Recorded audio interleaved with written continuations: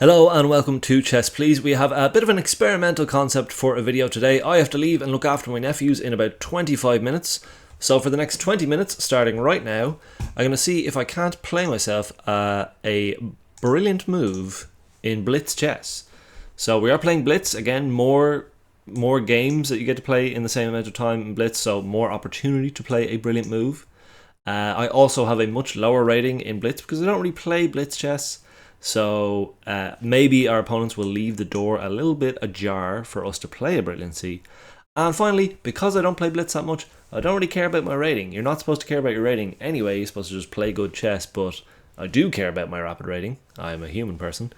And I don't really mind if we lose a lot of these games in the bloodlust-filled hunt for those two blue exclamation marks that chess.com not arbitrarily, they give out for a very strange and narrow definition of a brilliancy. So a brilliancy for the uninitiated is a move that chess.com generally deems as a sacrifice of material, where you give up or you leave a piece hanging on purpose in theory, but we don't know if that's going to happen this time.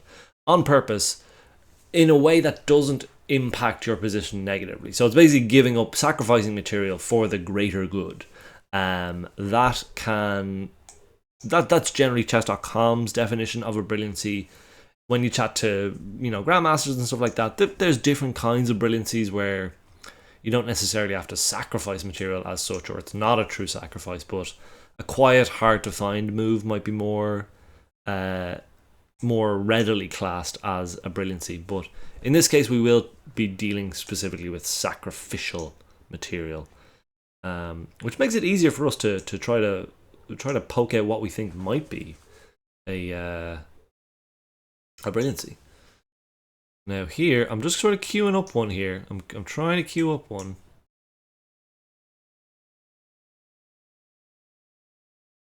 Because that immediately could be a brilliancy. Okay, they spot it, that's fine. And we're down material with just one pawn, just a measly little pawn. That's something we can swallow. Might double up these rooks. They might castle now, that's fine also. Any brilliancies coming to mind? Not particularly. But let's just do this for some reason. Always a good rationale for a chess move for some reason. So yeah, playing under this time pressure, additional to the clock time pressure, kind of tournament time pressure, with a very specific goal in mind, kind of like a sort of a quest hunt or an achievement hunt. Sometimes like speedrunners in video games will do something like this. So we're just trying to speedrun a brilliancy in 20 minutes. That's the concept. Lose as many games as we need to along the way, and go from there. Yeah, we'll lose as much material as we need to along the way.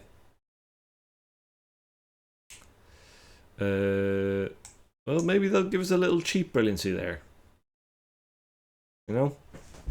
Sacrifice the bishop for a pawn.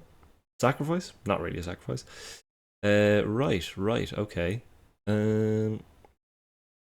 Again, we're just looking to stack the deck in favor of a brilliancy. So you want to get your pieces in mix. You want to get going, lad.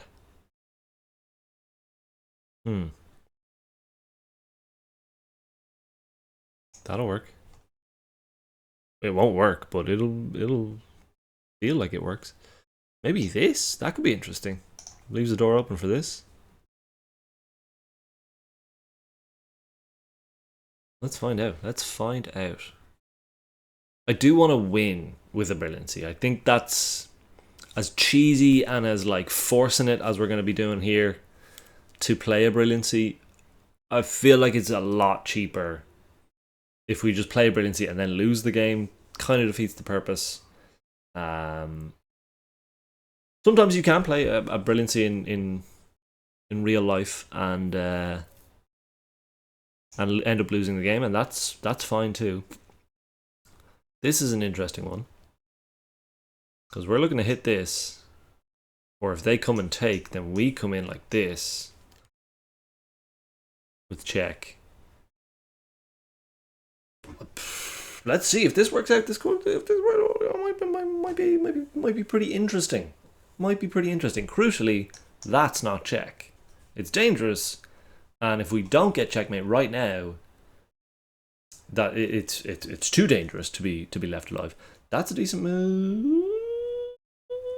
Maybe. Let's see what this does.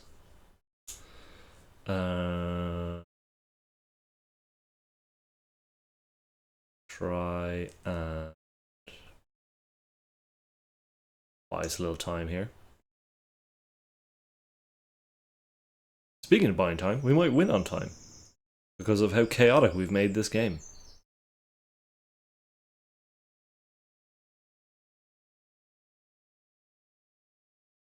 What you doing? What's that? Right. Let's do that. This. That's not particularly brilliancy chasing, but well, here we are. That's dreadful. That's a dreadful move. What you done? You've made a dreadful move. Oh, what have you done? Oh, you geezer, you stupid geezer. Is that checkmate? It's nearly checkmate. Okay. Disaster. We didn't win, so I'm not even going to check. But we did make a few conditions. We did rock the boat a little, which that's what this game's all about.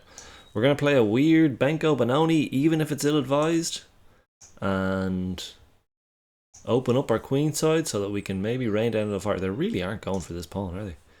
We're just going to get castled. We'll let them take in their own time.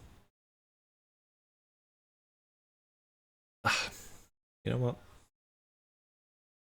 Again, if they really don't want to take, I can't force them. I would advise them to at this stage, but yeah, no, fair. Right. Okay. What was our plan there? What was the point of all of that? Not sure.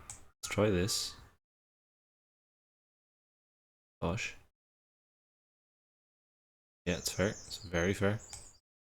We have this. I would go so far as to say we're going to play some really bad chess today. So if you're learning the game, this is a pretty flawed concept of a game, and I'm sorry, but we've 12 minutes left. We need something here. We need something.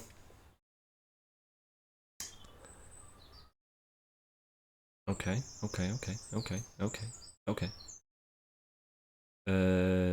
What of this?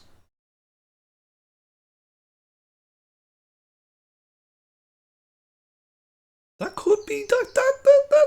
You never know. That might get classed as a brilliancy. You never know. Could do. Because the knight is pinned, the bishop hits the knight. The knight is sacrificing itself a little. Yeah. Yes. Very good.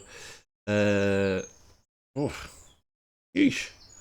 Another sacrifice. Why not? We know we're in it. We're in it to win it. Some of those might be brilliant. I think we've got a real chance that one of those moves was deemed brilliant by the computer that be.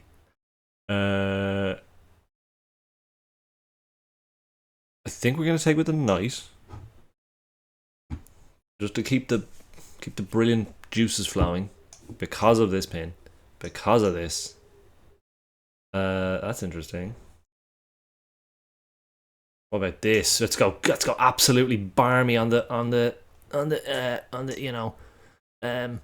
you know what I mean. This is really good play. That is unreal. Something in there might be brilliancy. I don't know. Let's have a little check. That was really feisty. That was very feisty. Game review. Let's see if we can't pull this up. Or yeah.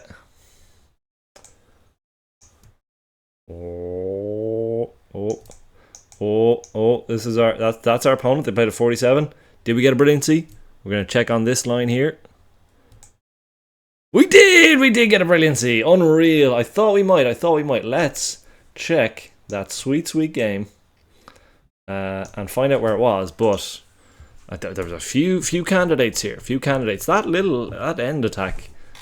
Our accuracy wasn't particularly high, but that's fine. We were really throwing some spaghetti at the fridge to see what stuck. That was a blunder. Wasn't that move. The move we thought was brilliant was actually a missed opportunity because we do give away the knight. Not that knight taken. I thought that might have been the one. Not the queen taken. That was also a miss. Not the rook taken. Not the knight taken. The rook in the corner. The rook in the corner was what sealed it for us. That did feel really good because of this move in here. And that is actually mate in one because the knight covers here. The knight covers here. The queen drops back. We take that. The queen covers the whole back row. Everything else is just covered up. Okay, that is with. Looks like we have 9 minutes to spare. I'm going to give those back to you. You do what you want with those 9 minutes. A huge relief and a wonderful little brilliance in there. Honestly, one of the nicest ones I've played. And wasn't expecting that in some blitz chess.